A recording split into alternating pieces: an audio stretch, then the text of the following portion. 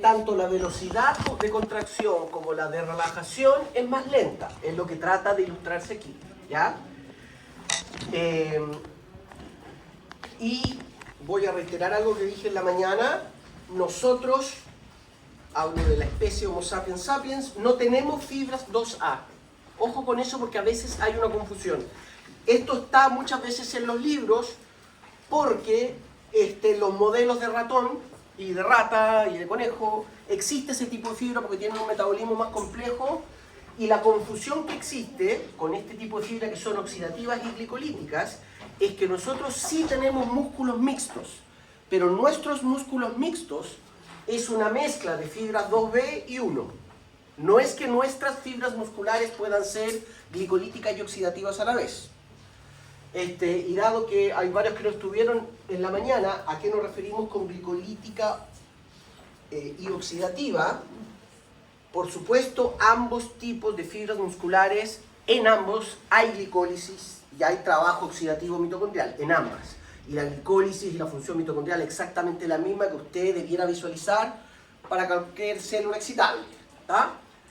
Pero respecto a la energía que alimenta el trabajo mecánico, hay fibras que ocupan el ATP que se forma principalmente en la respiración celular versus estas otras fibras que alimentan su trabajo, ¿no es cierto? El ATP que gasta la cerca para relajar, la cabeza de la miosina para contraer, ese tan graso de ATP viene principalmente de la glicólisis. Y en ese contexto entonces, recuerden, la fibra glicolítica, la que es rápido, es la que nos permite generar respuestas rápidas también, y es también, como vamos a empezar a ver ahora, las que fatigan rápido.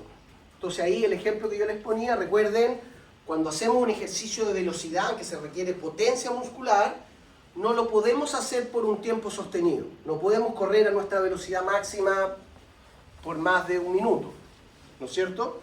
La célula es muy explosiva, pero trabaja en tiempos breves. En contraposición, la fibra oxidativa puede generar mucha fuerza, pero no mucha potencia, es decir, no puedes hacer esa fuerza rápidamente, no hacen un trabajo relevante en una carrera de velocidad, pero sí en un trabajo sostenido que puede ser horas, pensando en una maratón, por ejemplo. ¿Sí? Y al respecto, entonces, y recuerden lo que estábamos mencionando, que las dos estrategias de generar fuerza, ¿qué es lo que era la tetanización? ¿Alguien de los de la mañana? ¿Se puede lucir? ¿Te viene la mañana? No. Ya, cállese. Nada.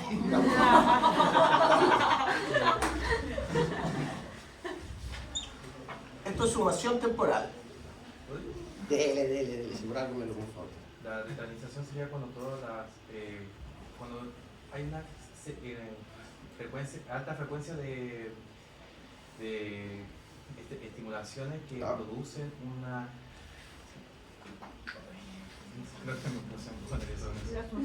que llega a una meseta a un valor máximo. Entonces cuando llega a un valor máximo significa que todas las uniones motoras están activas, están trabajando y que no se alcanza la representación.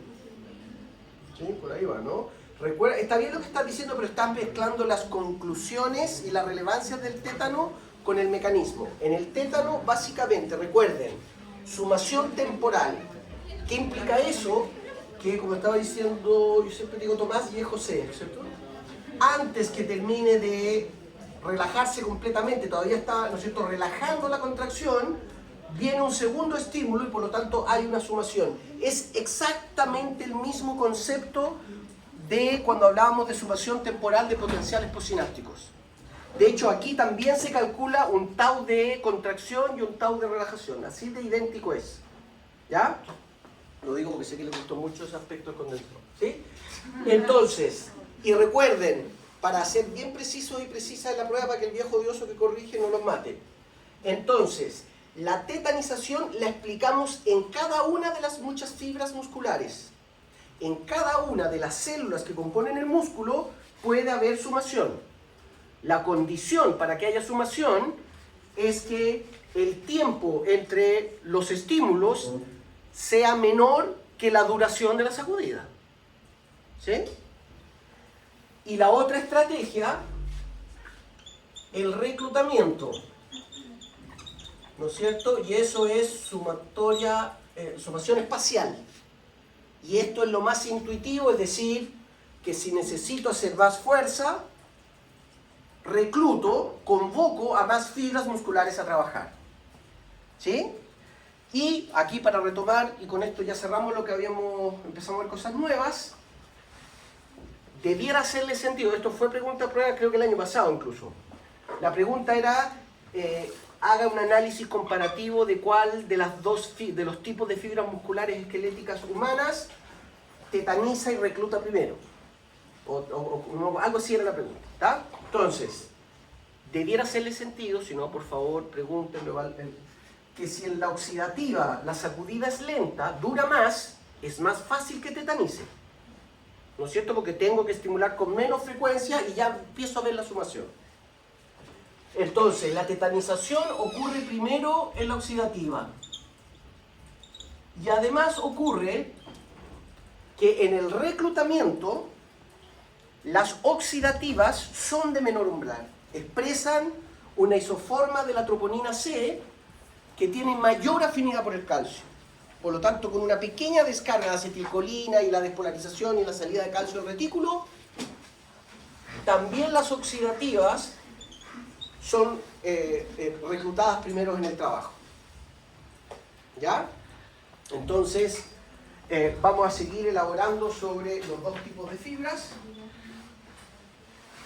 Aquí, esto ya lo habíamos visto, ¿no? Lo que yo les decía, ¿cómo explicamos que la fibra glicolítica contraiga más rápido y relaje más rápido? Y para decirlo ultra corto, porque ya lo había mencionado, en las fibras glicolíticas hay una isoforma de la cabeza de la miosina, de la actividad tepeácica, que es más rápida que la que se expresa en la oxidativa. Y eso nos explica que esta pendiente sea mayor. De la ATPasa, ¿no es cierto? Entonces, si la cabeza de la miosina camina más rápido por el filamento de actina, contrae más rápido el sarcómero. Y en ese mismo tipo de fibras se expresa una isoforma de la cerca que baja el calcio del mioplasma más rápidamente y por lo tanto más rápidamente relaja la fibra. ¿Sí? La cerca es la del retículo sarcoplásmico, es la calcio ATPasa. Acuérdate que esta es la que disminuye el calcio. Agarra el calcio gastando ATP y lo devuelve al retículo sarcoplásmico. La glicolítica. Perdón, la glicolítica es la rápida, sí. En la glicolítica está la cerca. Es que nada más está la cerca. En la rápida, todo es rápido, para decirlo más sencillo. Entonces, ¿cómo se explica que la sacudida sea más rápida? Toda la maquinaria de contracción en la glicolítica es más rápida y la de relajación también. ¿Sí?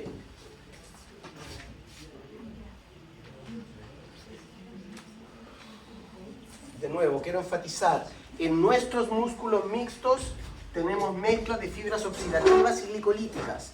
Eso también nos permite entender por qué, si usted nunca ha entrenado velocidad y tiene un fenotipo más cargado a fibras lentas, esto es slow twitch, sacudida lenta, uno igual puede mejorar. Cuando uno va mejorando, usted empieza a entrenar velocidad, por poner un ejemplo, usted empieza a mejorar sus marcas y eso correlaciona con que empieza a tener una mayor cantidad de fibras glicolíticas.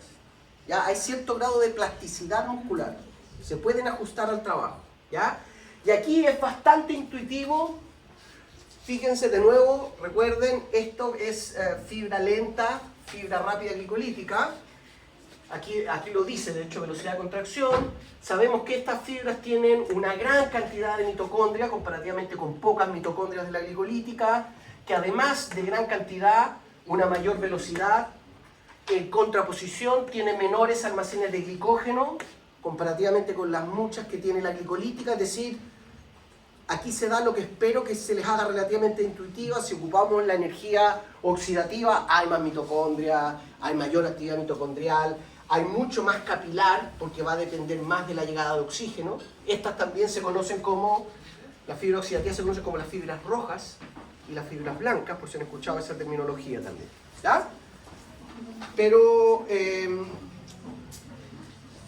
voy a seguir avanzando. Ahora, respecto a la energía que las fuentes de ATP para el trabajo mecánico, ¿ya? En general vemos, por supuesto va a depender si es glicolítica u oxidativa, pero en general en todas ocurren procesos similares, ¿ya? Entonces, si tuviésemos que visualizar, ¿se acuerdan que en la mañana veíamos esa imagen, ese video del aumento de calcio? Lo vimos hoy en la mañana, ¿no es cierto? ¿Sí? También se puede hacer lo mismo con el magnesio, ¿ya? Es decir, una imagen fluorométrica que nos muestra los cambios de magnesio y eso es un indicador del ATP. ¿Se acuerdan que mencioné eso? Toda esta vuelta larga es para decirle que podemos medir el ATP en tiempo real en una célula, ¿ya? Y cuando hacemos eso, sabemos que en general todas nuestras células musculares tienen en reposo una concentración relativamente alta de ATP libre y disponible. Estamos hablando de 1 a 5 milimolar. Sin embargo, el trabajo mecánico gasta tanto ATP, y piensen en todas las cabezas de la miosina y la gran cantidad de cercas de calcio ATPasas, que eso se nos acaba en 2 segundos, más o menos. O sea, realmente permite hacer arrancar la locomotora y ya está. Eso es común para ambas.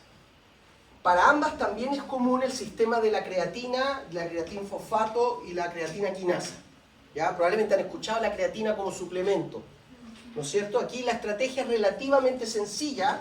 La creatina es un ácido orgánico que lo podemos ocupar de sustrato, se fosforila y hay una quinasa que le roba el fosfato a la creatina fosfato y el ATP que se acaba de degradar en ADP vuelve a transformarse en ATP. Entonces la creatina nos permite aumentar la disponibilidad de ATP listo para ocuparse más o menos unas 10 a 15 veces en el tiempo. Entonces en vez de durarnos 2 segundos, nos dura 30 segundos. ¿Se entiende lo que estoy diciendo? ¿Sí? Y efectivamente, si uno aumenta la cantidad de creatina, aumenta la cantidad de ATP disponible por más tiempo y los músculos trabajan más. Entonces, efectivamente, el suplemento de creatina es un suplemento que ayuda a los músculos. Y además, sépanlo que se puede ocupar como un suplemento para estudiar, ¿sí? Porque las neuronas también consumen mucho ATP y también tienen el sistema de creatina. ¿Ok? Entonces se puede ocupar esta cosa de cargarse con una creatina, de estar consumiendo creatina, porque efectivamente si tenemos más creatina podemos seguir fosforilando el ATP recién hidrolizado en ADP y podemos hacer, ¿no es cierto?, un loop de disponibilidad inmediata de ATP. ¿Ok?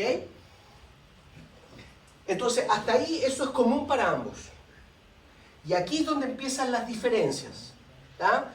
Porque la fibra glicolítica, la que es muy rápida, también sabemos que desde la glicólisis vamos a poder, ¿no es cierto?, extraer algunos ATP. Hay adaptaciones incluso de la citoarquitectura de la fibra muscular que permiten visualizar que uno empieza a obtener ATP desde la glicólisis directamente, al principio de manera aeróbica, pero rápidamente anaeróbica. ¿Ok? Siempre la etapa limitante es el oxígeno. Y por lo tanto, a medida que empezamos a hacer glicólisis anaeróbica, empezamos a tener derivados del ciclo de Krebs, etcétera, succinato, lactato, piruvato, etcétera, que después generan, ¿no es cierto?, esa sensación de cristales, inflamación y dolor muscular. ¿Ya? En contraposición, las fibras oxidativas, ya que es lo que trata de mostrar este esquema, se demora mucho más tiempo en generar energía disponible. ¿Ok? Porque el aparataje mitocondrial no es tan rápido, nosotros estamos adaptados para la glucosa ocuparla muy rápido. ¿Ya? Pero siguiendo con también para que lo sepan, porque esto es un argumento que vamos a ocupar mucho el próximo semestre cuando hablemos de respuestas al estrés, siempre nuestro organismo va a privilegiar. Ahora, no solo piensen en un músculo, sino que a nivel general, la glucosa disponible en el plasma, y a medida que empieza a disminuir la glucosa en la sangre, siempre es primero glucogenólisis y después gluconeogénesis.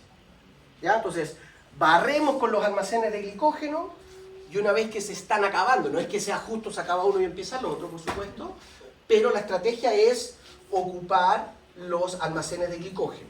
¿Ya? para nuestros músculos, en general los músculos son egoístas, ¿ok? Entonces, los músculos no reparten su glicógeno, lo van a ocupar ellos mismos, ¿ok? Y de hecho parte de la sensación, no sé, cuando uno camina por 6 horas en los cerros, queda con las patas así como medio de hule, eso correlaciona también con la pérdida o la depresión de los almacenes de glicógeno. En cambio, el glicógeno hepático, el hígado sí que es más buena onda y es el que, ¿no es cierto?, reparte glucosa a todo el sistema, ¿ya? Pero eso es una dinámica, la glucogenólisis demora más o menos 1 minuto en aumentar los niveles de glucosa en el mioplasma de las células o en el plasma sanguíneo del cuerpo. Por lo tanto, hay una buena correlación entre la glicólisis y la glucogenólisis, ¿ok?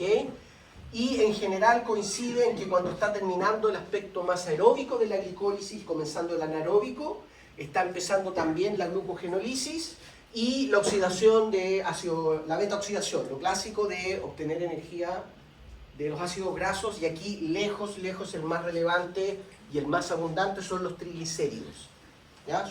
La trigliceridemia es el mejor indicador del metabolismo lipídico nuestro, mucho más que el colesterol, ¿ya? Y finalmente lo que les quería decir entonces que en todos estos aspectos siempre la etapa limitante, porque recuerden que glicólisis y respiración oxidativa va todo de la mano, es el oxígeno como último aceptor de electrones en la cadena transportadora, complejo citocromo 3, bla bla bla. Por lo tanto, en general, incluso en los y las deportistas de alto rendimiento, una de las etapas limitantes en el rendimiento es que el músculo se queda sin oxígeno, ¿ok? Ahora, respecto a eso mismo, hay un concepto que se conoce como la deuda de oxígeno, no se ve nada ahí, ¿no es cierto?, que nace de la observación. Todos sabemos que si hacemos ejercicios y empezamos el reposo, quedamos con nuestro gasto cardiorrespiratorio aumentado, ¿no es cierto? Entonces, para decirlo bien en corto, cuando uno calcula la tasa, la velocidad, esto es tasa con S, la velocidad de gasto energético, ¿ok?, durante un ejercicio extenuante, usted gasta mucha energía y eso probablemente va a ser más rápido que la capacidad de, ¿no es cierto?, probablemente al principio va a ser bien correlacionado en el segundo que se demora en desplomarse la creatina, etcétera, pero ya con la glicólisis y glucógeno esto empieza a demorarse más y lo que vemos es que nuestra capacidad cardiorrespiratoria queda aumentada y si uno calcula, lo voy a decir bien en simple para que lo visualicen, porque algunas de estas cosas las vamos a ver el segundo semestre cuando hablemos de la tasa metabólica. Si uno calcula el área bajo la curva de nuestra deuda de oxígeno, es decir, todo lo aumentado que quedó nuestra actividad cardiorrespiratoria post ejercicio, es básicamente la misma que la energía que gastamos. Lo dije pésimo. Yo mismo me pondría un 1 si pusiera eso. ¿Sí? Pero ¿se entiende? Entonces, si aquí calculamos que gastamos 20 ATP por segundo, por decir algo, usted va a tener, y aquí el metabolismo baja, pero usted va a tener su capacidad respiratoria alta hasta que consiga, por supuesto, alimentar su metabolismo basal y por sobre eso llegar a los 20 ATP. Y, ¿sí? No, estoy explicando súper mal. Ya, entonces, toma 3, sobre nuestro gasto energético. O sea, tiene que ver con el hecho de que básicamente el cuerpo gasta más, básicamente de lo que basalmente gastamos, ¿no? Claro, y por lo tanto después tenemos que respirar mucho más para compensar todo ese gasto. Tenemos que pagar la deuda. Claro. Bueno, bueno. ¿Sí? Excelente explicación, ¿sí? En el fondo tenemos que pagar la deuda del gasto energético que tuvimos. Pero tiene una actividad cardiorrespiratoria aumentada, eso implica, mira, fíjense aquí en el reposo, si quieren verlo así. Si quieren verlo así, esta es la línea en que gastamos energía y esta es la que proveemos de energía. Entonces, y eso, el mejor indicador de eso es la capacidad cardiorrespiratoria. ¿Ok? Entonces podemos calcular el consumo de oxígeno, la emisión de CO2, y con eso podemos calcular cuánto ATP, bla, bla, bla, bla. Y así se calcula cuando uno pone un deportista en una jaula metabólica, como se llama. Y eso es un match perfecto, ¿no es cierto? Estamos consumiendo, aquí estoy inventando los valores, 20 kilocalorías por segundo, y estamos proveyendo a través de nuestra respiración 20 calorías por segundo. ¿Se puede decir recuperando? Sí, se puede decir recuperando, ¿sí? Y entonces, si de repente, de la nada, hacemos un ejercicio extenuante, muy rápido, muy intenso, una carrera de 100 metros planos, y empezamos a gastar 6 veces la cantidad de energía, no alcanzamos, ¿no es cierto? Empezamos en deuda, ese es el punto. Por eso es una deuda de oxígeno. Como tenemos algo de ATP y creatinina, podemos hacer el ejercicio, pero inmediatamente apenas termina ese ejercicio, nuestra capacidad respiratoria, que es finalmente la capacidad de entrar oxígeno, oxidar y generar ATP, va a seguir aumentada hasta que podamos compensar toda esa deuda y ahí recién llegamos al reposo. ¿Ya? Y esto es algo que se trabaja mucho en el deporte de alto rendimiento precisamente porque la deuda de oxígeno es una de las etapas limitantes. Entonces la capacidad de recuperarse rápido antes de hacer un nuevo ensayo, un nuevo ejercicio. ¿Okay? Y eso ocurre también, no es necesariamente con el ejercicio extenuante, sino que con un ejercicio, y además todo lo experimentamos, basta con caminar 20 minutos, y puede ser una caminata relativamente liviana, pero uno va a quedar, no va a quedar hiperventilando, pero uno queda con el patrón ventilatorio y con el gasto cardíaco, con la frecuencia cardíaca un poquito aumentada. ¿Ya? Entonces se cumple para todo tipo de gasto energético por sobre nuestra tasa metabólica basal. ¿Sí?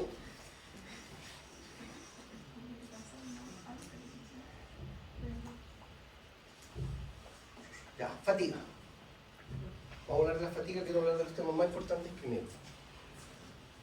Entonces, lo que tenemos que saber, ahora que hemos hablado del manejo energético, es que, por supuesto, ¿no es cierto?, el trabajo mecánico producto de este gran consumo de energía va a estar limitado por la disponibilidad de esa energía y en la práctica nosotros definimos la fatiga como la incapacidad de mantener un trabajo sostenido. No necesariamente un trabajo máximo. Yo puedo estar levantando ese peso que es muy bajito, no es ni cerca del trabajo máximo que pueda hacer mi brazo, pero seguramente de aquí a 5 minutos ya no voy a poder hacerlo. ¿Ya? Cuando uno visualiza que ya no puedo mantener ese trabajo, eso ya formalmente es fatiga. Es una definición operacional. Operacional significa, ¿no es cierto?, que tenemos que evaluarla ahí directamente, no la podemos predefinir. Entonces, generalmente, ¿qué es lo que se hace? Aquí lo que estamos viendo, ¿no es cierto?, lo que hablamos en la mañana.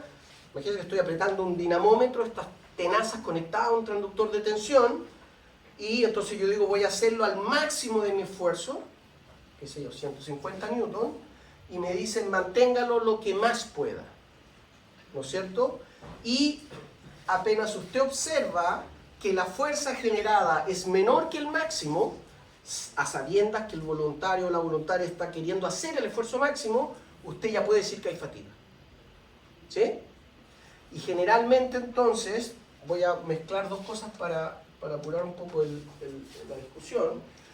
Cuando vemos la fatiga en el trabajo de alto rendimiento, aquí estamos viendo la fuerza, entonces ahí estamos sosteniendo, y aquí empezaríamos a ver la fatiga. ¿Sí? Si vemos el electromiograma,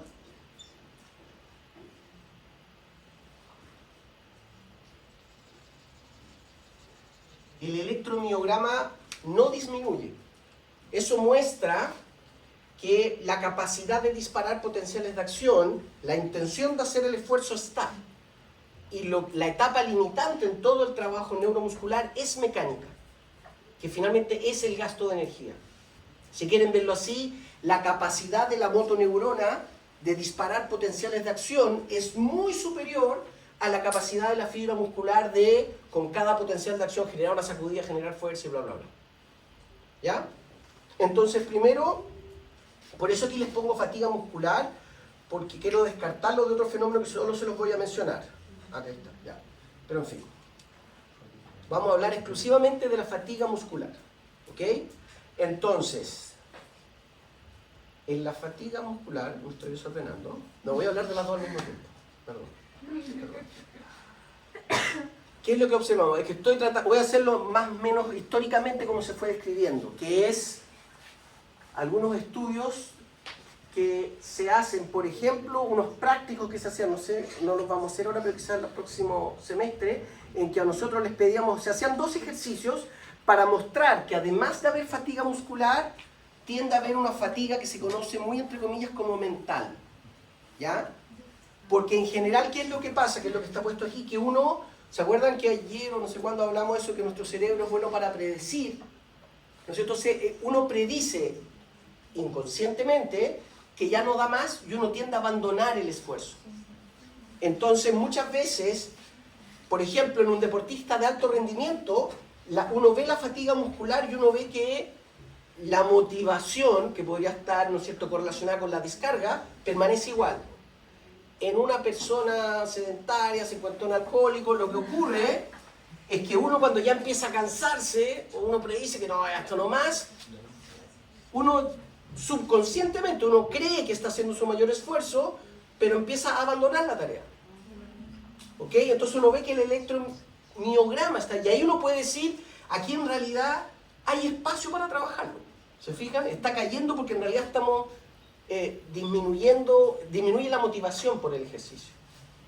Entonces, ¿por qué les digo esto? Porque para que vean acá, una manera de evaluar la fatiga, por supuesto, es esta diferencia, el delta fuerza que vemos al inicio y al final del ensayo.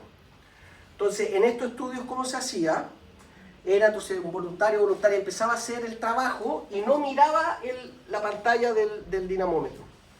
Entonces, no podía ver en qué momento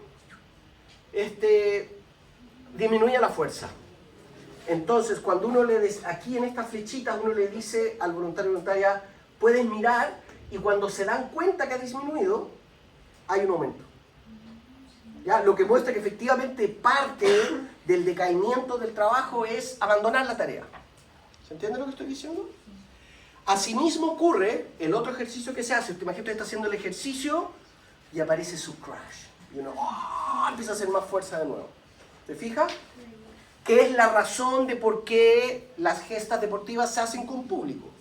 ¿Ya? Porque motivan a los deportistas. Y de hecho aquí hay otra cosa, porque hay deportistas que son mejores en los entrenamientos que en los torneos, porque se ponen ansiosos y ansiosas con el público, y hay otros que efectivamente están tan motivados que mejoran con el público. ¿Ya? Pero la idea del público, vamos, tú puedes, diablos, es porque realmente te motiva y permite mantener el electromiograma y por lo tanto realmente estamos empujando al máximo el sistema.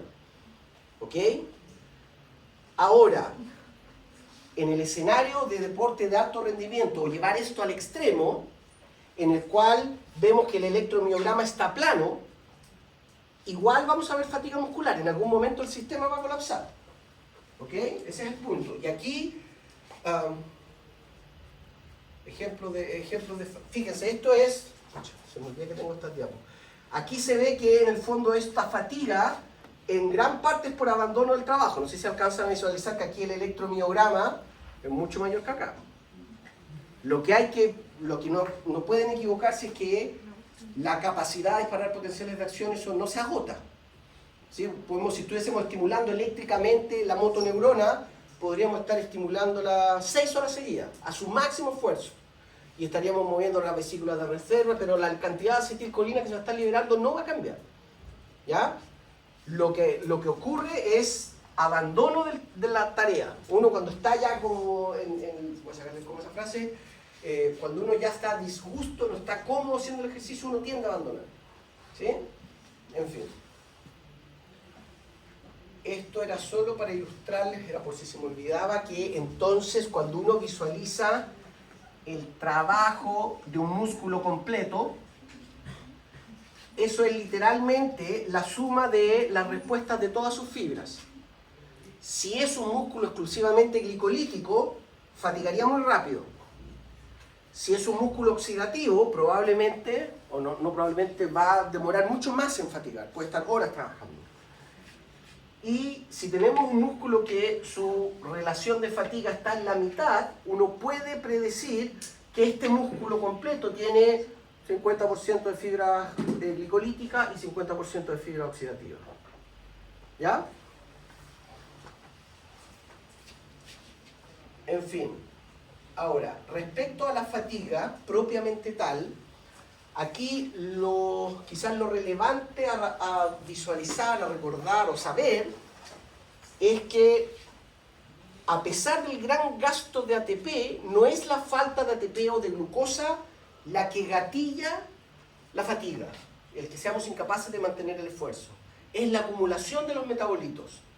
Y principalmente es, porque muchas veces se habla del ácido láctico, ¿no es cierto? Todos han escuchado la acumulación del ácido láctico. Pero más que el ácido láctico, porque el lactato no importa mucho, son los protones, es el ácido, el protón directamente. Lo que sabemos es que cuando hacemos ejercicio, debe estar por ahí, ahora no lo veo, el pH baja una unidad, es decir, se acidifica 10 veces el medio. Estoy pésimo en día, perdón. ¿Sí? El pH cae, recuerden, si cae de 7 a 6, eso quiere decir que se acidificó, aumentó 10 veces la concentración de protones. ¿Y qué es lo que sabemos? Que la troponina C, los protones, tienen... Perdón. La troponina C tiene un sitio alostérico para los protones y el protón es un regulador alostérico negativo de la troponina C por el calcio. Entonces, a medida que se acumulan protones, se unen a la troponina C pierde afinidad por el calcio y por lo tanto hay menos interacciones de actina con miosina y por lo tanto empieza a disminuir la fuerza. Ese es el principal mecanismo, acidificación del mioplasma de nuestros músculos. Eso es tan así que se ha hecho estudio tanto en modelos animales como en voluntarios y voluntarias deportistas, que si uno les pone amortiguadores de pH, buffer de pH en el mioplasma, se prolonga el trabajo máximo y hay menos fatiga. ¿Ya? Así de claro es que la acidificación del mioplasma explica en gran parte, ¿no es cierto?, la fatiga, y sabemos que el mecanismo está relacionado principalmente por el efecto alostérico negativo del protón libre sobre la troponina C en unir el calcio. Nicole. Profe, ¿cómo podemos justificar el hecho de que, por ejemplo, mientras más realizo una tarea, por ejemplo, mientras más deporte hago, después uno menos se fatiga? Ya, ese es un súper buen punto porque ahí es más bien del trabajo total. En general ahí hay mucho de habilidad y aprendizaje motor. Entonces uno empieza a optimizar el trabajo, piensa, no sé, los ejemplos que yo doy a veces cuando la primera vez que uno se sube, no sé, a una patineta, un skate, uno se sube y hace un montón de movimientos extras y gastas un montón de energía y ventila, es mucho más desordenado el desempeño conductual motor. En cambio, a medida que vas domesticando un patrón de movimiento, imagínense que sea un salto ornamental, una cosa de gimnasia, un kata de karate, lo que sea, tú vas optimizando, ¿se acuerdan eso de la vía indirecta que desmaleza de los movimientos no deseados? Y empiezas a gastar menos energía y además mejoras, se me fue la palabra, el delivery, la llegada de oxígeno a los músculos. ¿Ya? Hay algo que también vamos a ver el próximo semestre, aquí estamos en medio de la interfase, ya estamos terminando este curso. En la respuesta simpática, la respuesta al estrés, recuerden que el estrés fisiológico principal es el ejercicio. Hay, por supuesto, un aumento de la actividad cardíaca, hay redistribución de la sangre, más sangre a los músculos, menos a las vísceras, aumento del patrón ventilatorio, pero también hay algo que está muy bien descrito, se revela mejor en los mamíferos marinos, que en nuestra respuesta al estrés también hay lo que se conoce como un reflejo al buceo, que es esa idea de que la sangre no va a territorios que no son relevantes para un estrés. Para un mamífero, estar bajo el agua, sin respirar, es un estrés muy grande. Entonces, a pesar que uno pueda pensar que el delfín, la ballenita, están felices bajo el agua, meditando, pero fisiológicamente es un estrés. Si estamos gastando 1000 calorías por minuto en mantener una fisiología mamífera, si no está entrando oxígeno, eso gatilla una tremenda respuesta. Me estoy yendo por las ramas. Lo que quiero decir que en el deporte pasa algo súper parecido. ¿Ya? Entonces, se mejora mucho finalmente la llegada de oxígeno y glucosa a los músculos a medida que uno va entrenando porque se distribuye mejor y se gasta menos en otros músculos porque hay menos trabajo. Uno aprende mucho con eso.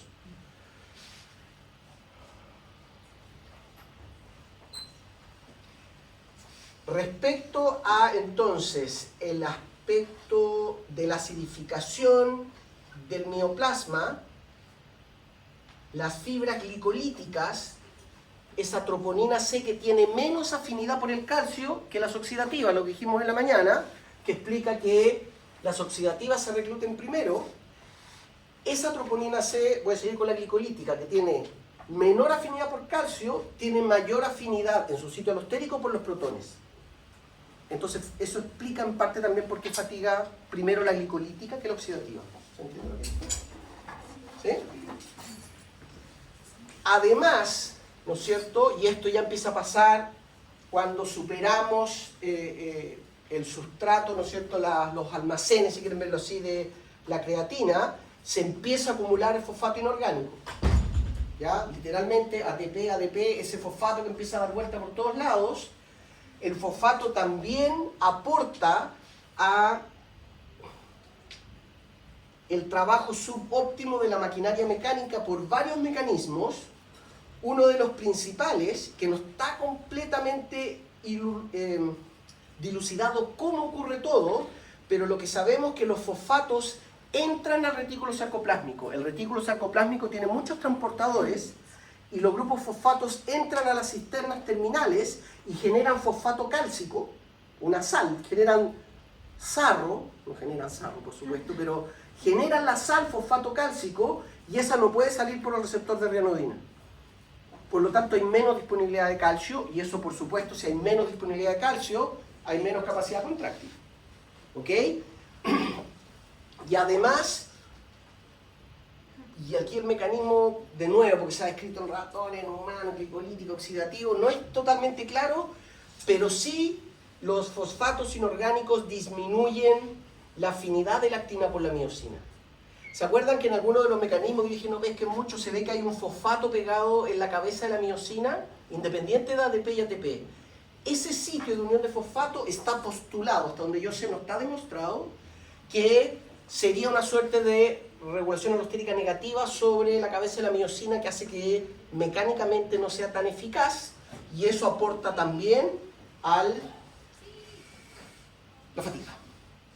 ¿Ya? No son los principales la acumulación de potasio extracelular, el estrés oxidativo, las especies reactivas de oxígeno que se generan también disminuyen el trabajo mecánico, pero lejos, lejos, lejos, la acidificación, el desplome del pH en el mioplasma y la acumulación de fosfato cerca de 20 veces por sobre los niveles basales explican el 90% de la fatiga.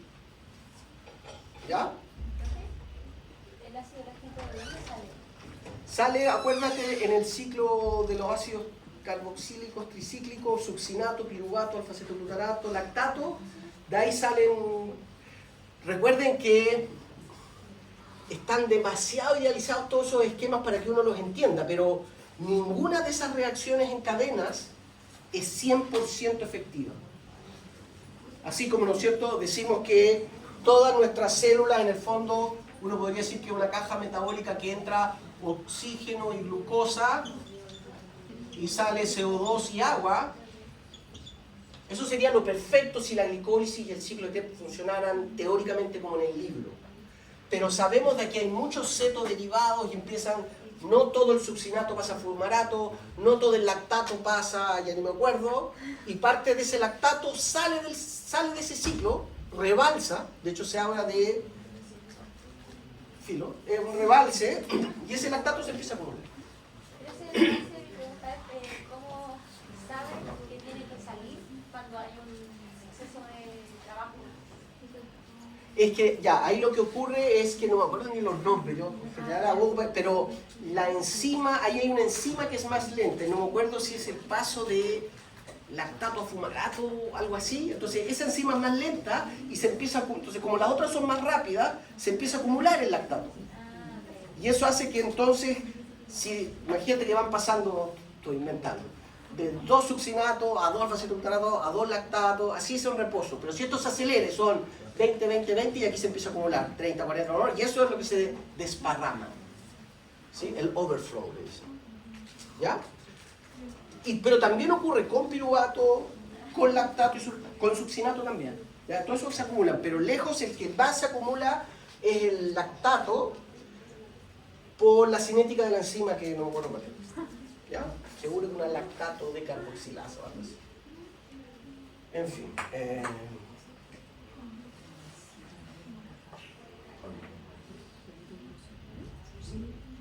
Ya, bueno. ¿Qué otras cosas aportan a la fatiga? ¿Qué otras cosas aportan a la fatiga? Por supuesto también el suministro de energía, como habíamos dicho, ¿no es cierto? Es la acumulación de metabolitos, explica mecanísticamente los mecanismos, la fisiología de por qué ocurre esta caída de la fuerza, pero también sabemos que si se nos acaba el combustible, por supuesto, ahora el mecanismo deja de funcionar. Y entonces son las dos cosas. Explicamos la fatiga porque ya el mecanismo está funcionando y ya no es tan efectivo porque hay un pH muy ácido y porque hay fosfato, y además porque empieza a funcionar menos cuando por ejemplo, se nos acaban los almacenes de glicógeno. ¿Ya? Entonces algo que, aquí me empiezo a repetir, parece, está estudiado que los almacenes de glicógeno en una persona sana, ni siquiera de alto rendimiento, debieran durar más o menos 1 a 2 horas. Uno podría hacer un entrenamiento en ayuno, si uno es normoglicémico y está sanito, y uno podría bancarse 1 a 2 horas de trabajo sin fatigarse. Profe, una consulta, es que, o sea, yo he visto como que hacen estudios sobre el esfuerzo máximo de las personas haciendo como pesas. Y ¿Ya? como que... Sáquenle cómo esa frase. Y llegan como al esfuerzo máximo después. Ah, ya, de nuevo dije cómo. Déjeme ser. Y llegan como al esfuerzo máximo después, de la tercera o de la cuarta. ¿Cómo explica eso? Ya, perdón. Sí. Pero está bien que participen en clase porque eso los ayuda también a ir Es que eso afinando. la fatiga muscular. Ya, déjame. Sí. De hecho, es un supuesto bastante arbitrario pensar que en el primer ensayo vamos a ser mejor. Eso parte de una lógica que no deja de ser, que es cuando los almacenes de ATP y el oxígeno. Claro, pero en general, y esto voy a hacer mi comodín de esta parte, lo vamos a ver más el segundo semestre, nuestro cuerpo funciona mejor desde el punto de vista metabólico, no desde el reposo, sino que estar, así como decíamos que la potencia muscular en la mañana es mejor al 30% del esfuerzo máximo, no al 100%, nosotros somos más eficaces en adaptar nuestro metabolismo y por lo tanto nuestro desempeño físico, no desde cero, no desde el metabolismo basal, sino que de un metabolismo máximo 30%. ¿Sí? Que es en parte también la razón de por qué si usted precaliente y se mueve, le va mejor en el... Entonces, y eso en el fondo está relacionado con que te aumenta el tono muscular, te aumenta la descarga de adrenalina y eso te va mejorando la irrigación. Nuestros músculos tienen receptores beta que se dilatan los vasos sanguíneos y les empieza a llegar más oxígeno. Entonces hay toda una adaptación hacia el ejercicio. ¿Ya?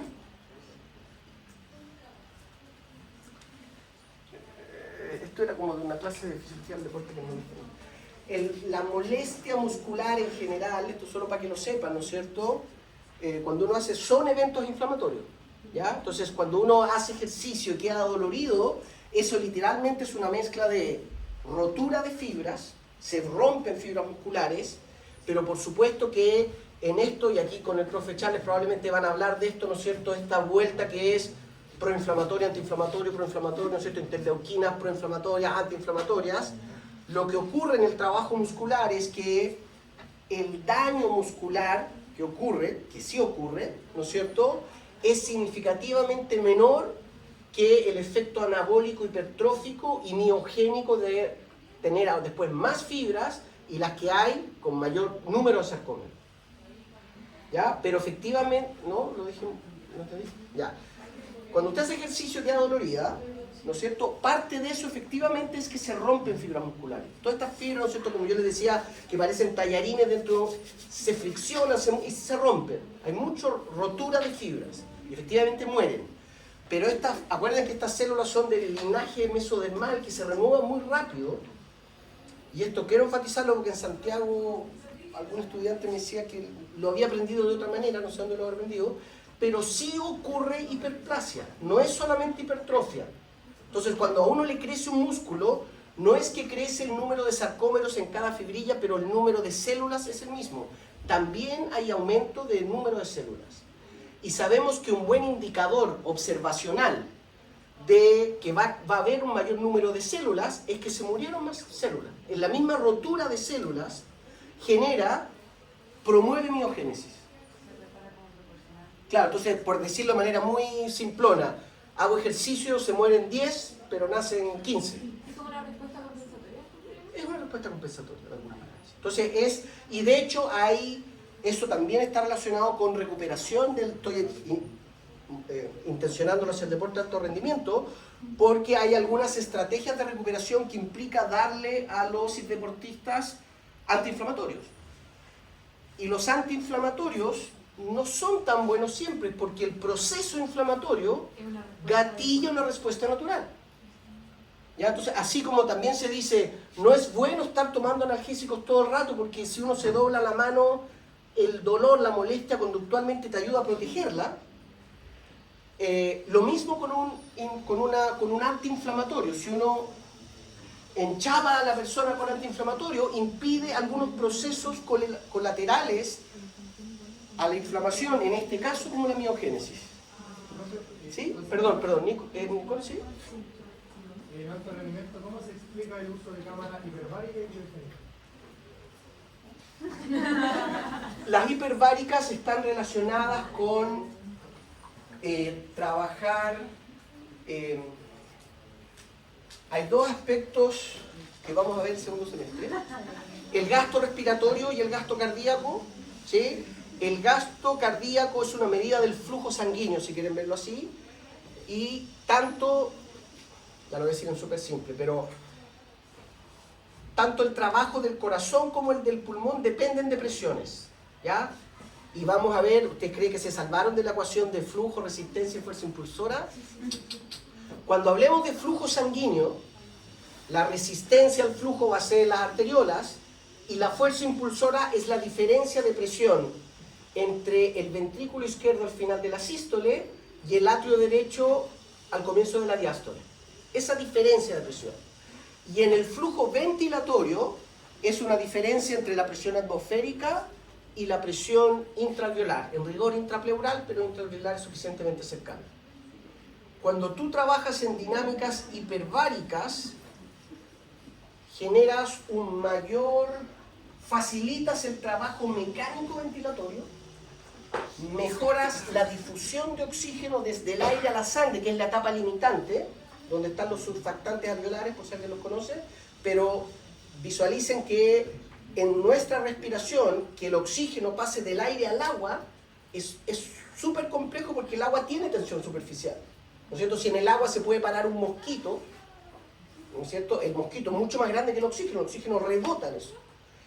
Y tenemos estrategias que disminuyen esa tensión superficial, pero en parte un mayor trabajo ventilatorio favorece la llegada de oxígeno a la sangre.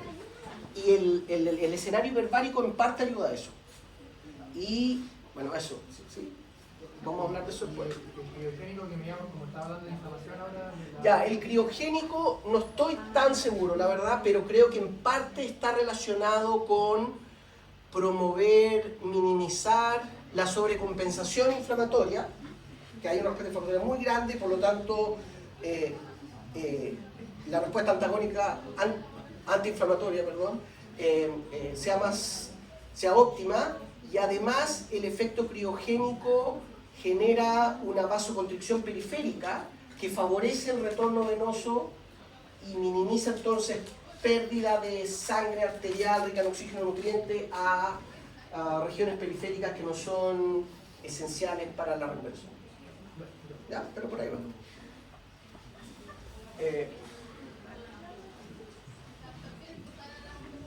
¿Cómo estoy de tiempo?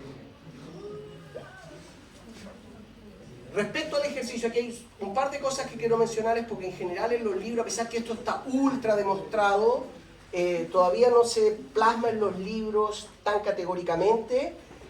El hacer ejercicio es la mejor estrategia de prevención del deterioro cognitivo en todo fenotipo humano, desde una persona sedentaria hasta una persona que ha sido deportista toda su vida. ¿Ya? Es, para que sepan, no hay evidencia científica sustentable que hacer sudoku y jugar ajedrez nos proteja del Alzheimer, algo que está muy extendido. Dice, ay, voy a hacer puzzle. El ejercicio mental en sí, en los estudios epidemiológicos con grandes grupos de personas, ¿verdad?, no muestran grandes diferencias. Donde las cosas que mejoran el rendimiento cognitivo, dormir,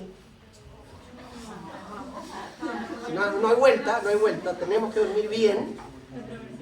La vida social, vamos a hablar en neuro de lo que se conoce como las paradojas del universitario, ¿ya? Que están relacionados, la vida social nos beneficia mucho.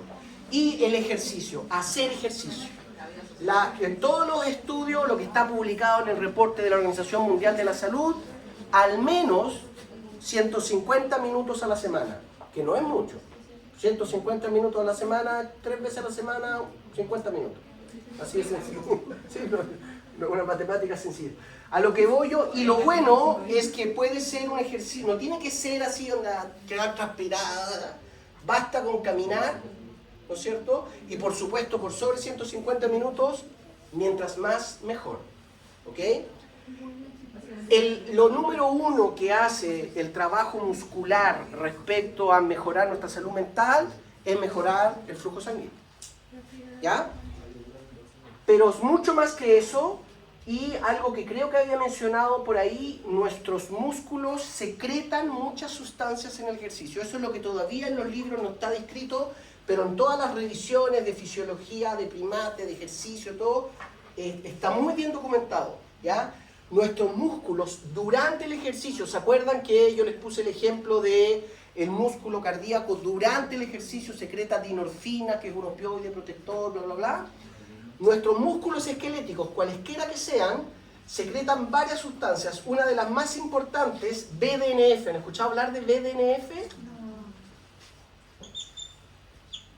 Esto se conoce como el factor neurotrófico derivado de cerebro, porque la primera vez que se describió en el cerebro, ¿ya? Factor neurotrófico derivado del cerebro, BDNF, factor neurotrófico que promueve crecimiento neuronal, así de claro, ¿ya? Y durante el ejercicio, nuestros músculos secretan BDNF, y BDNF llega al territorio cerebral y se ha demostrado que el aumento de esos factores neurotróficos promueve neurogénesis. Lejos lo que más promueve es sinaptogénesis. No es que haya un gran crecimiento neuronal, pero las neuronas que hay reconectan o conectan más. ¿Ya? Además se secreta el factor, este factor es súper importante también, este es el factor de crecimiento endotelial vascular. Es un factor que secretan nuestros músculos esqueléticos en ejercicio, y es un factor que promueve angiogénesis, que surjan nuevos vasos sanguíneos. ¿Ya? Y eso para el cerebro, para el corazón y los propios músculos es muy importante. ¿Ya? Esto, la primera vez que se describió fue en hacer una comparación entre dos ejemplos, uno fisiológico y patológico de corazones hipertróficos. Es el corazón hipertenso, de un paciente hipertenso. Al haber mayor presión arterial, el corazón tiene que bombear más para ser efectivo en inyectar la sangre, ¿no es cierto? Porque hay más presión afuera. Y si el corazón trabaja más, crece, y el ventrículo izquierdo está hipertrofiado. Y esa hipertrofia en la hipertensión está muy bien catalogada, que nos empuja a un escenario pro infarto, ¿sí? En cambio, un corazón deportista puede ser de la misma hipertrofia y es un corazón sano que te protege del infarto. Y la gran diferencia, cuando uno los ve en detalle, es que el corazón deportista hipertrofiado tiene una ramificación coronaria muchísimo mayor, entonces crece acompañado de mayor irrigación, y por lo tanto nunca trabaja en deuda. ¿Sí? Básicamente por la secreción del factor de crecimiento endotelial vascular. ¿Ya? Entonces el trabajo muscular genera neuroplasticidad, genera un potencial angiogénico y, por ejemplo, las iricinas, no sé si la habrán escuchado, estas muchas veces se conocen como mioquinas, pero son las mismas citoquinas que ustedes conocen. ¿Ya? Entonces, por ejemplo, interleuquina 6 es la misma interleuquina 6 con ese perfil más bien antiinflamatorio, pero cuando la secreta el músculo se le llama mioquina, pero es exactamente la misma. ¿Ok? La iricina es una molécula termogénica que promueve el cambio de adipocitos de grasa blanca en grasa parda. ¿No es cierto? Adapta el fenotipo del adipocito clásico que almacena triglicéridos, colesterol y tiene un potencial inflamatorio a una gran cantidad de mitocondria, producción de energía, calor, etcétera, etcétera. Pero no quiero entrar mucho en detalle, les quiero mencionar esto último más. Otro aspecto súper importante del trabajo muscular y de nuevo, esto lo vamos a revisitar con más detalle cuando hablemos de la regulación metabólica sistémica de la glicemia, pero es que el trabajo muscular nos protege de la resistencia a la insulina. ¿Ok? Todavía no está descrito, o descrito, como quieran decirlo, cómo es que se genera la resistencia a la insulina. Recuérdense, lo que sí sabemos es que no es que el receptor de insulina deje de funcionar, ¿ya? Sigue funcionando, se sigue activando y hay varios pasos que funcionan igual, es mucho más cerca del paso que promueve la translocación, ¿se acuerdan de eso? Y esto nació, de hecho, es de las cosas que ha nacido, y ahí está la importancia de la buena observación clínica. Cuando yo estaba en el colegio, en los años 80, no existía la gente obesa, éramos todos unos así con las patitas flaquitas, éramos todos flacos. Era el problema en Chile, la desnutrición en Chile no era la obesidad, era realmente estar, ¿no es cierto?, bajo peso, bajo talla, comiendo poca proteína, era un país mucho más pobre. ¿Por qué lo digo? Porque la diabetes no existía. Realmente no existía, la obesidad era casi inexistente y la diabetes ni se conocía, se hablaba de la diabetes, que en Texas y en algunos países de gordinflones existía, y ahora es algo absolutamente prevalente. Y desde la observación médica siempre se supo, sin saber el mecanismo, con la pura observación, y los médicos, las médicas ya desde los 80 decían, ya, usted está con hiperglicémico, hiperinsulinémico, mantenga peso, no puede subir de peso porque el riesgo de la hiperglicemia es, ¿no es cierto?, liponeogénesis, transformar la glucosa en lípido, ¿no es cierto? ¿Qué es lo que sabemos que ocurre? Que cuando nuestros adipocitos, aquí para que sigan este dibujo, esto es de una revisión súper top del año 2008, de un grupo de endocrinólogos bueno, una buena revisión por si a alguien le interesa. Capaz que la vamos a leer el próximo semestre. Aquí por si acaso esto es llegada de triglicéridos, ¿ya? Entonces, lo primero que ocurre es que nuestros adipocitos hipertrofian, ¿no es cierto? Cuando uno empieza a aumentar, ¿no es cierto?, tiene un poquito de sobrepeso, eso todavía no genera mayor impacto. Y de hecho, un mamífero como nosotros, unos rollitos, ¿no es cierto?, 60 lucas menos de calefacción en el invierno, todo bien, ¿ok? El problema es cuando hay un exceso, como en todo, ¿no es cierto? El problema es el exceso, porque cuando hay una gran cantidad de triglicéridos en los adipocitos, empiezan a secretar la proteína, ¿cómo se dice? La proteína quimioatractante de monocitos. ¿Ah? Es un quimioatractante de monocitos y empieza a haber un aumento de monocitos en los tejidos adiposos que secretan, ¿han escuchado hablar de TNF-alfa? TNF-alfa, el nombre es horrible, factor necrótico tumoral. Lo describieron originalmente en un cáncer, de ahí el nombre. En general los nombres siempre están mal puestos porque donde primero lo descubren. Entonces, factor necrótico tumoral no es solo un factor que se secreta en las células cancerosas, lo secretan muchas células, entre ellas los macrófagos que son reclutados por los adipocitos. ¿Okay? Y eso ocurre cuando los adipocitos están rebosantes de triglicéridos y empiezan con beta-oxidación, ya hay lipooxidación y estrés oxidativo en el adipocito llama a los llama, ¿no es cierto?, secreta, el MCP, esta proteína quimioatractante, no han visto nada del sistema inmune, sé que me voy a callar, los sistemas, las natural killers, las asesinas por naturaleza, sí. Y bueno, en corto empieza a haber una respuesta antiinflamatoria, inflamatoria a través de TNF, déjame decir, no lo puse, ya fin. Y se sabe que en corto el receptor de TNF en nuestros músculos es uno de los principales factores que genera la incapacidad del receptor de insulina activado en traslocar GLUT4. Si me acuerdan les puedo montar, porque esa imagen yo creo que está en una clase, por eso pensé que estaba acá, está en una clase del próximo semestre, pero donde está el receptor de insulina, ¿se acuerdan que son varios pasos? PI3 quinasa, AKT, y por aquí viene la translocación de GLUT4. El receptor de TNF-alfa en nuestros músculos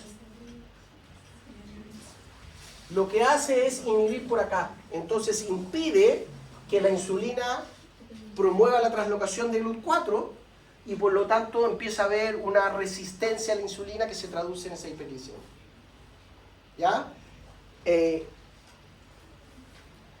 Eso.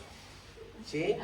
Lo que quería mencionarles con esto entonces, y particularmente importante a ustedes como futuros médicos y médicas, que los músculos son mucho más que este, ¿no es cierto?, andamiaje locomotor de nosotros los simios superiores, sino que realmente está integrado a nuestra fisiología y, ¿se acuerdan de eso que yo les decía de ser hacedores humanos en vez de seres humanos, los human beings, human doings? Está relacionado con que realmente el trabajar nuestro cuerpo ayuda en todos los aspectos de nuestro metabolismo y de nuestras funciones cognitivas. ¿Ok? Ya, habiendo dicho eso, y me quedan 10 minutos, musculatura lisa en 15 minutos. De nuevo, como les digo, voy a ser súper pragmático en lo que vamos a ver, porque lo realmente importante de la musculatura lisa es sistémico. ¿Ya? Es, por ejemplo, lo que está acá, ¿no es cierto? Una contracción alfa-adrenérgica de un vaso se traduce en un menor diámetro, mayor resistencia al flujo sanguíneo, bla, bla, bla. ¿Sí? Una vasodilatación beta-adrenérgica, menor resistencia, más flujo, etc. En esto que mencionábamos de la respuesta al estrés, parte de nuestra respuesta al estrés, ¿qué es? Enviar menos sangre a las tripas, al estómago, al intestino, al hígado, y más sangre a los músculos. Ahí la pregunta silvestre es, ¿cómo sabe la adrenalina para dónde tiene que enviar? No es que sepa nada, ¿no? En nuestros músculos se expresan receptores beta, y los vasos de los músculos se vasodilatan, y le llega más sangre a nuestros músculos cuando tenemos que hacer ejercicio, y los vasos esplácnicos en el territorio gastrointestinal, en vez de expresar receptor beta, expresan receptor alfa, y se contraen, y por lo tanto la sangre se va donde hay menos resistencia.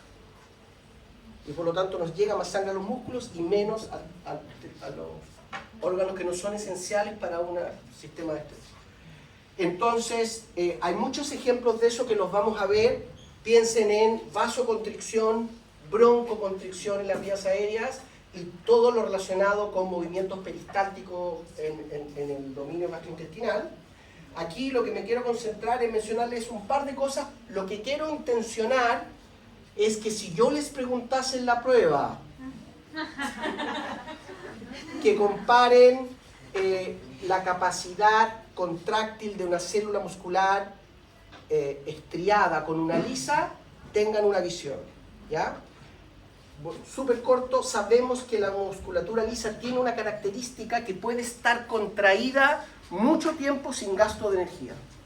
Piensen en los esfínteres, por ejemplo, el esfínter pilórico, el esfínter esofágico inferior, están naturalmente siempre a máxima contracción y solo se dilatan con señales, con reflejos vagovagales que los dilatan.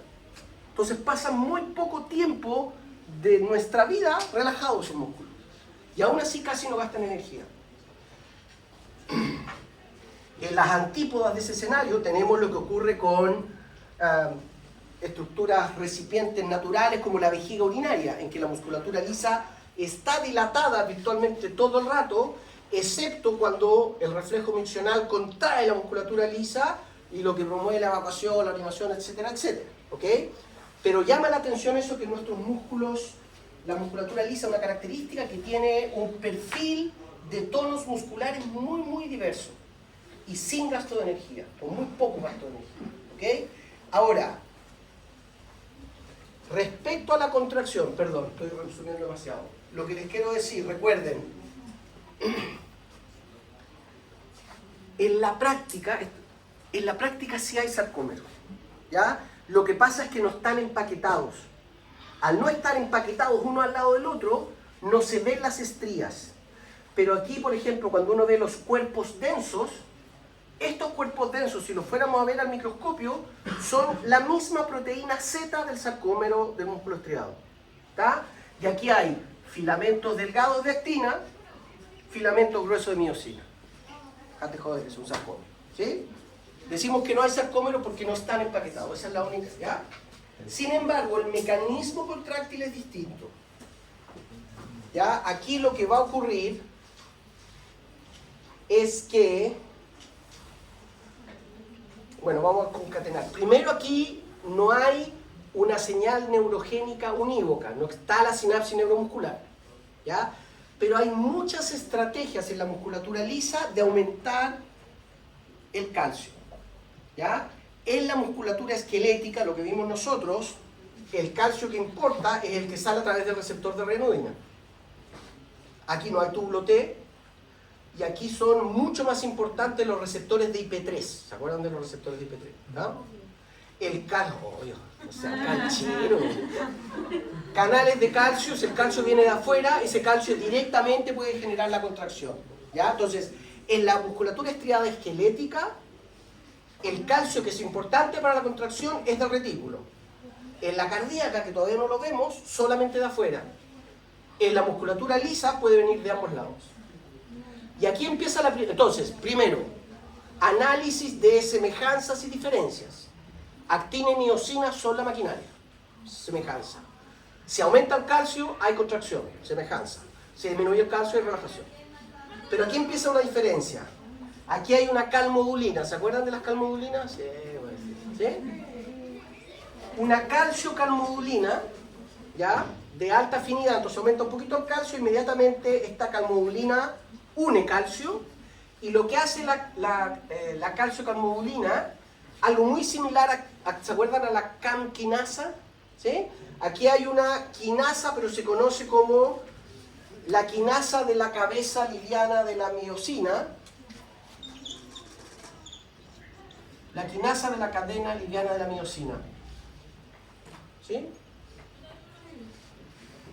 Que lo que hace esa, esto es lo que quiero que visualicen, lo que hace esa quinasa es, y esta es la diferencia, fosforila la cabeza de la miosina, y esa fosforilación es la que genera que interactúe con la actina y empieza a contraerse el no sarcómero. ¿Ya? Entonces, es un mecanismo que incluye una fosforilación, no es el calcio que se une a la troponina C, aquí no hay troponina C, ¿ok? Pero necesitamos el calcio porque la quinasa de la cadena liviana de la miosina depende del calcio. ¿Sí? Entonces lo que está mostrándonos esto es, aumenta el calcio, aumenta la actividad quinásica, se fosforila la miosina y se genera la activación. Si deja de entrar calcio, van a cobrar relevancia la tepeasa del retículo, la cerca, la tepeasa del sarcolema y nuestro viejo conocido intercambiador sodio-calcio. Y si el calcio baja por debajo de la afinidad de la camquinasa, perdón, de la CAM, se desactiva la calmodulina y por lo tanto prevalece la actividad de la fosfatasa de la cadena liviana de la miosina, se desfosforila la miosina y deja de interactuar con la actina. De hecho, este ejemplo lo vimos en la clase cuando hablamos de fosforilaciones. Yo se los mencioné este mismo ejemplo, una diapo muy parecida. Ya que está en la presentación total, de hecho puede venir. Entonces, formalmente, no sé por qué escribo al revés, formalmente en la musculatura lisa, si bien los niveles de calcio determinan el tono muscular, eso es porque el último paso es el grado de fosforilación de la cabeza de la miosina, que son quinasas que se activan por calcio. Si no se activa, si el calcio está bajo, prevalece la fosfatasa y por lo tanto al no estar fosforilada no hay interacción y no hay contracción. Si aumenta el calcio, la quinasa se activa y hay contracción. ¿Ok? Y ¿cómo te el tiempo? Ahí estaba. Bueno. Les quiero mencionar dos proteínas que son únicas de la musculatura lisa, son una diferencia. Aquí, por ejemplo, de nuevo, aquí les hice un punteo de semejanzas y diferencias, por si cae alguna pregunta de eso. ¿Ok? Entonces, ¿qué es lo que sabemos? Aquí no hay el complejo de troponina, no existe, no está la troponina C, nada. Hay tropomiosina,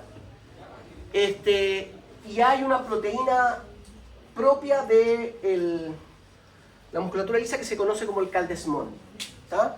Y el caldesmón, ahí yo les puse similar a la troponina, porque tiene un sitio, está bloqueando la interacción de la actina con la miosina. ¿Ok?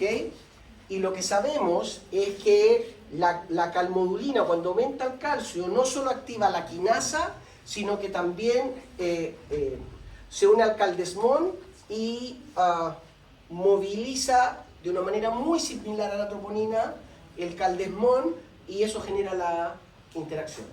¿Ya? Esa es una proteína que es una divergencia filogenética.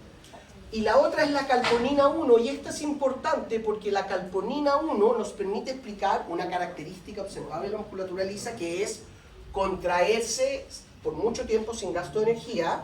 La calponina 1 inhibe la actividad ATPásica de la cabeza de la miosina. Si impide que la cabeza de la miosina hidrolice el ATP, no se puede soltar. Y si no se suelta, queda en rigor. Muy parecido al rigor mortis, aquí es un rigor calponina inducido. ¿Se entiende? Y lo que tiene que ocurrir ahí es que la calponina tiene que estar fosforilada a su vez. Pero eso da lo mismo por ahora porque no hemos visto todos los mecanismos. Pero en el fondo hay la PKC, la misma quinasa de la cadena liviana de la miosina, fosforina la calponina y eso favorece que inhiba la actividad ATPásica de la cabeza de la miosina y por lo tanto el sarcómero queda contraído. ¿Sí? Entonces queda contraído sin gasto de ATP y eso explica la observación. ¿Ya? Esta es una proteína que no está presente en la musculatura esquelética. ¿Sí?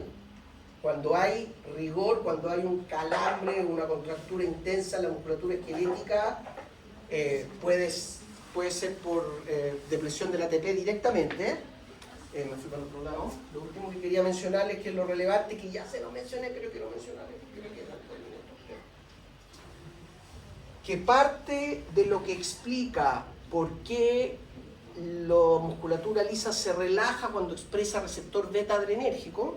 Piensen en la dilatación de los vasos que irrigan nuestros músculos esqueléticos y la dilatación de nuestras vías aéreas que nos permiten respirar mucho más cuando hacemos ejercicio, cuando hay descarga simpática, es porque el AMP cíclico es un regulador alostérico negativo de la quinasa de la cadena